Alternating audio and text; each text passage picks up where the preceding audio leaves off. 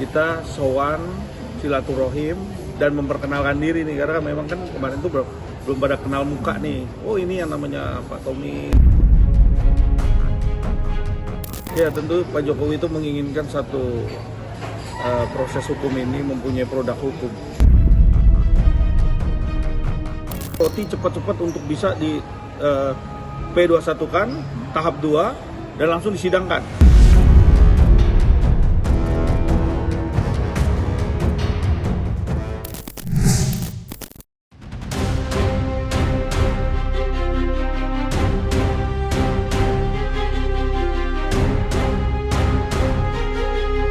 Advokat Tommy Triyunanto baru saja bertolak ke Solo guna sowan dan bersilaturahmi dengan Presiden ke-7 Republik Indonesia, Joko Widodo. Berangkat bersama rekan-rekan sejawat yang tergabung dalam tim hukum Joko Widodo, Tommy akhirnya bertemu secara langsung dengan sang mantan pemimpin bangsa, serta orang yang telah ia bela selama kisruh fitnah ijazah palsu bergulir di ibu kota. Ya, untuk pertama kalinya, Tommy pun memperkenalkan diri kepada sang mantan presiden, sekaligus membahas beberapa hal penting seperti langkah apa yang akan mereka ambil ke depannya. Lantas seperti apakah cerita Tommy Triyunanto tentang pengalaman perdananya bertemu tatap muka dengan mantan Presiden Joko Widodo? Ya, kalau dilihat dari kemarin kita sowan ya ke Pak Jokowi, tentunya mungkin dari pihak Bapak sendiri dan kebetulan kita juga dan tim hukum daripada Bapak Joko Widodo, kita sowan silaturahim dan memperkenalkan diri nih, karena memang kan kemarin tuh belum pada kenal muka nih. Oh, ini yang namanya Pak Tommy, ini yang namanya Pak Lecu Manan kan gitu. Jadi itulah yang sekarang kita nih udah ada di garis depan untuk tim hukum ya, Bapak Jokowi, dan kita juga membahas sedikit ya, tentunya karena waktunya memang sempit banget, cepat sekali, karena kebetulan pas kesana tuh kita pas nggak terlalu ramai, jadi kita ngobrol bagaimana perkembangan tentang politik, pemerintah dan lain-lain. Tentunya yang kita bahas tuh hal-hal yang positif ke depannya, bagaimana kan, tentunya seperti itu. Kemarin nggak ada sempat mengenai ijazah, cuma mungkin kita mau ngatur waktu kapan bisa berbincang-bincang langsung, jadi waktunya nggak sempit gitu kan. Dan kita lagi ngatur waktu untuk bisa bincang-bincang sama Bapak. Banyak hal yang dibahas oleh Tommy Triyunanto dan rekan-rekan bersama mantan Presiden Joko Widodo. Tak terkecuali terkait kisruh dugaan ijazah palsu yang diserukan oleh Roy Suryo dan Dr. Tifa. Memang, pembicaraan terkait dugaan ijazah palsu sejatinya belum sampai ke pokok persoalan. Ya, mengingat batas waktu yang mencekik, perbincangan soal kisruh dugaan ijazah palsu hanya sebatas mengatur waktu untuk pertemuan mereka berikutnya. Akan tetapi, dalam pertemuan yang singkat itu, Tommy dapat mengerti pandangan sang mantan presiden serta harapan terhadap akhir dari kisruh yang kadung terjadi. Lantas, seperti apa penjelasan Tommy soal harapan Jokowi dari kasus ini? Ya, tentu Pak Jokowi itu menginginkan satu proses hukum ini mempunyai produk hukum. Itu yang terpenting. Karena apa? Kalau proses hukum yang sudah dilaporkan terus tidak mempunyai produk hukum, nanti hal tersebut terulang-ulang lagi nih. Ada lagi. Jadi biarkan aja proses ini berjalan. Kita berharap memang setelah nanti P21 tahap 2 ya, si Roti ini bisa langsung ditahan gitu di kejaksaan dan langsung dilakukan sampai dengan proses persidangan. Nah, disitulah nanti fakta sidang yang akan membuktikan semuanya. Jadi kita nggak bisa melihat bahwa memang P19 masih pemenuhan segala apa yang kurang. Karena kenapa? Karena nanti membuat suatu dakwaan bisa memberikan satu kepastian apa? Kepastian terhadap pasal yang dikenakan, peristiwa kejadian, sampai dengan nanti proses persidangan. Karena itu BAP dengan dakwaan itu harus berkesesuaian kan. Jadi kalau nanti itu sudah tepat dan memang sesuai dengan apa yang disangkakan, tentu dalil-dalilnya sudah cukup buat bisa disampaikan ke persidangan nanti gitu loh. Jadi itu sih yang poinnya yang terpenting, bahwa Pak Jokowi ingin adanya produk hukum, ingin adanya nanti hukum itu memang benar-benar ini orang yang sudah melakukan satu tindakan ini benar-benar ada konsekuensi hukumnya. Jadi nggak seolah-olah dia kebal hukum kan gitu. Tegas harapan Joko Widodo terhadap kisruh dugaan ijazah palsu yang bergulir bak tiada akhir, di mana Joko Widodo berharap perkara ini segera menghasilkan produk hukum berupa putusan pengadilan. Dan sebagai tim hukum, Tommy tentunya mengharapkan hal yang sama. Ia berharap perkara ini segera ditetapkan P21 dan segera memasuki babak persidangan. Semua itu guna terciptanya keputusan yang jelas dan konkret, sehingga kejadian serupa tak terulang kembali. Ya, saya berkeinginan kita juga mengawal kasus ini.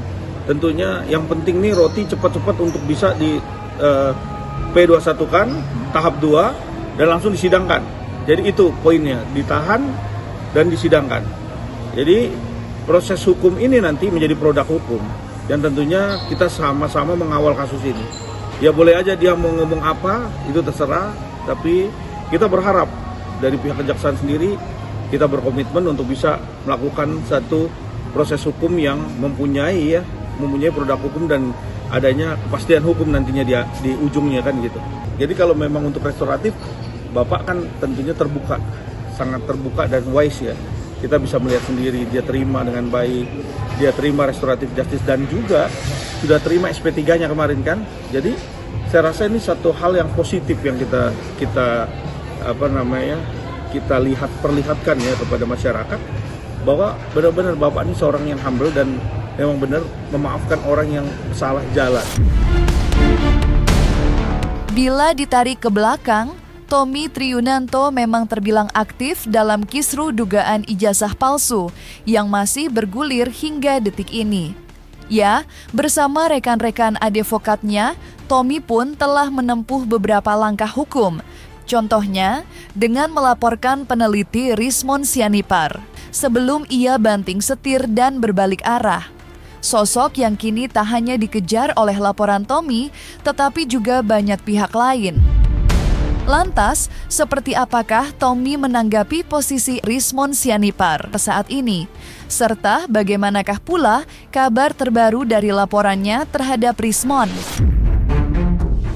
Ya nanti kita masih lihat, walaupun tetap berjalan, tapi kita masih lihat sejauh mana. Karena memang kan kita sama-sama mengedepankan satu restoratif tadi. Nah itulah yang kita benar-benar junjung tinggi. Tapi nanti kita lihat bagaimana nanti perkembangan selanjutnya. Setelah itu mungkin kita akan infokan gitu kan. Ya semua banyak ya mengenai hal-hal kayak dugaan tadi ijazah dan lain-lain ya.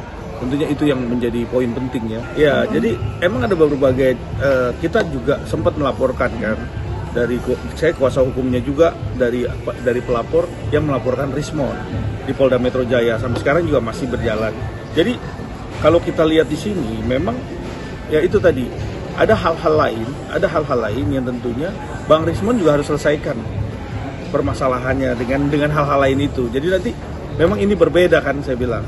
Jadi kalau ada hal-hal lain yang tadi saya bilang, Bang Rismon diduga ada dugaan lain, misalnya ada ijazah palsu, ada mengenai buku yang ditarik kembali terus menjadikan satu efek, ada yang melaporkannya, itu kan juga sekarang ini kan udah ada yang laporin.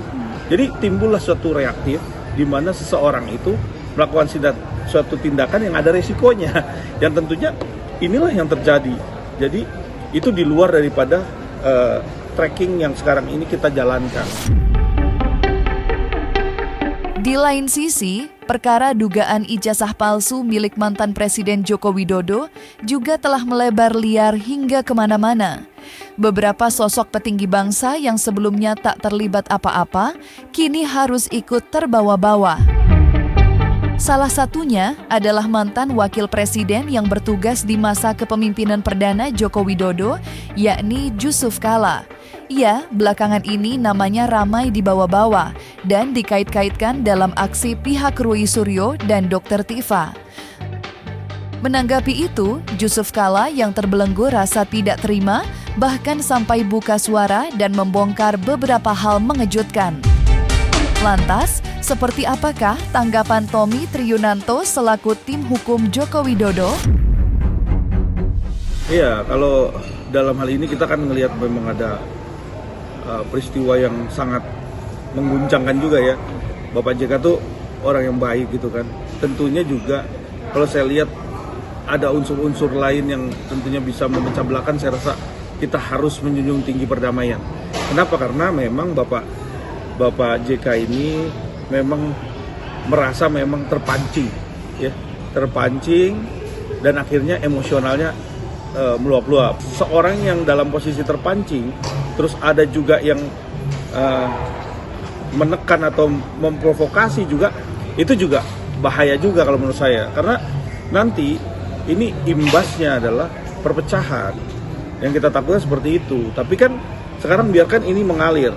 Karena nanti tentunya Pak JK sendiri tahu. Kayak Mas Gibran kan, Bapak Wapres kita, itu sempat berbicara bahwa memang itulah yang terjadi. Memang hubungannya tetap baik. Bahkan Pak Jokowi juga menanggapinya juga baik. Ini kan bisa kita naikin bahwa sebenarnya apa sih yang mau dicari? Apakah untuk perpecahan? Kan enggak. Kita juga bisa lihat kok di sini buat apa hal-hal yang memicu suatu perpecahan itu, yang akhirnya juga kita tahu bahwa sebenarnya semua ini ada yang memprovokasi. Intinya Pak JK ini terpancing emosinya. Tapi saya yakin kedepannya kita jangan terprovokasi. Lebih baik memang mengetahui segala sesuatunya sesuai dengan faktanya, dan juga nanti akan dilihat kalau memang ini tidak ada, ya, ada orang pun yang menggoreng-goreng men-statement di media sosial, tentunya ini yang kita harus tindak. Jadi yakin bahwa Barreskrim juga akan mencari nih siapa orang-orang yang memberikan statement-statement yang memperkeruh, ya, hubungan antara Pak JK dengan Bapak Jokowi. Tak kalah mencoloknya lagi, lewat kemunculannya itu, Yusuf Kalla juga menuturkan kalimat cukup mengejutkan. Ia justru sampai meminta kepada Joko Widodo untuk menunjukkan bukti ijazahnya demi mengakhiri semua perseteruan ini. Meski begitu, Tommy Triyunanto menegaskan bahwa Joko Widodo masih teguh memegang prinsip untuk membuktikan semuanya lewat jalur hukum. Lantas, seperti apakah pandangan Tommy terhadap tantangan Yusuf Kalla? Jadi gini, segala sesuatu yang dijadikan masukan dari Pak JK itu hal yang positif. Tetapi balik lagi, Pak Jokowi menanggapinya apa? Karena ranah ini sudah masuk ranah hukum. Tidak mungkin segala sesuatu yang ditampilkan di depan hukum menjadikan satu persepsi orang lain yang beda perspektifnya. Ya, karena ini sudah masuk ke dalam ranah yang dinamakan ranah proses-proses hukum. Jadi saya rasa yang kita lihat adalah produknya nanti, produk hukumnya. Jadi nggak ada lagi nih bicara. Kalau udah menyatakan bahwa itu ijazah palsu, ya, itu baru palsu. Ada yang menyatakan dari UGM itu ijazahnya memang palsu, satu aja, itu menjadi pembanding kan, bahwa ini adalah ijazah palsu. Tapi udah jelas produknya itu produk UGM dan menyatakan Pak ijazah Pak Jokowi itu asli. Jadi apalagi yang mau dibahas lagi sebenarnya.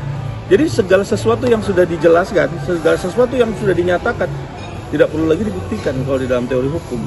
Jadi sebenarnya kalau kita lihat ini hanya memberikan satu peristiwa kejadian yang membuat kegaduhan. Inilah si roti ini. Jadi yang tadinya banyak tinggal sedikit. Nanti pelan-pelan juga ketahuan kan gitu. Jangan sampai ini bangsa kita kan terpecah belah nih. Kalau begini ada yang provokasi, terus ada orang yang menjadi dalangnya, nanti balik lagi si B. Jadi seolah-olah nggak selesai-selesai kan. Makanya itu kita lihat seperti apa nanti pergerakannya. Semoga juga semua yang diproses ataupun diduga terus jadi diproses secara hukum, ada kepastian hukumnya, cepat diproses gitu. Pasti kita pengen kan ekspresi mengedepankan estetika. Kan dokter sampaikan. jelas tadi mendengar kan.